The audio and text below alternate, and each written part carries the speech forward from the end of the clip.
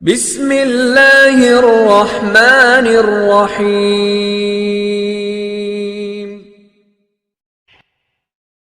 مسلمان کے دل کو اچانک خوش کرنے کی فضیلت۔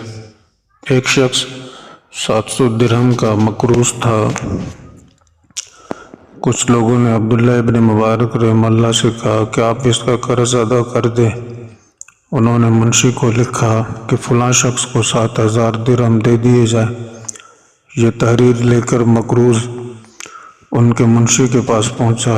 اس نے خط پڑھ کر مقروض سے پوچھا کہ تم کو کتنی رقم چاہیے؟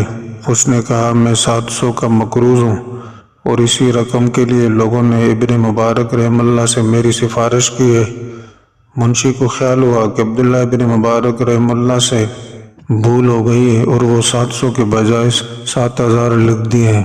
منشی نے مقروض سے کہا کہ خط میں کچھ غلطی معلوم ہوتی ہے، تم بیٹھو، میں ابن مبارک سے دوبارہ دریافت کر کے تم کو رقم دیتا ہوں۔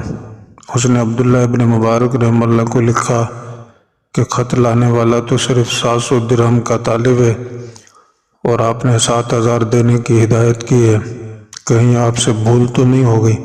انہوں نے جواب میں لکھا کہ جس وقت تم کو یہ خط ملے اسی وقت اس شخص کو تم 14000 درہم دے دینا۔ تو منشی نے ہمدردی کے بنا پر ان کو دوبارہ لکھا کہ اسی طرح آپ اپنی دولت لٹاتے رہے تو جلدی ہی سارا سرمایہ ختم ہو جائے گا۔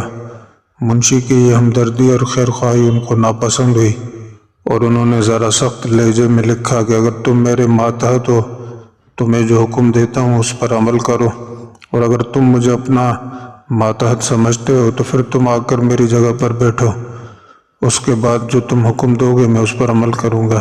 میرے سامنے مادی دولت و ثروت سے زیادہ قیمتی سرمایہ آخرت کا ثواب اور آپ صلی اللہ علیہ وسلم کا وہ ارشاد گرامی ہے جس میں آپ نے فرمایا ہے کہ جو شخص اپنے کسی مسلمان بھائی کو اچانک اور غیر متوقع طور پر خوش کر دے گا، اللہ تعالیٰ اسے معاف کر دے گا، اسے بخش دے گا۔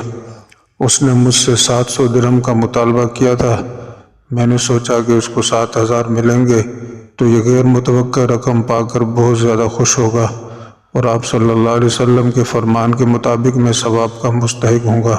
دوبارہ پرچی میں 14000 انہوں نے اس لیے کرایا کہ غالباً لینے والے کو 7000 کا علم ہو چکا تھا، اس لیے اب زیادہ ہی رقم اس کے لیے غیر متوقع ہو سکتی تھی۔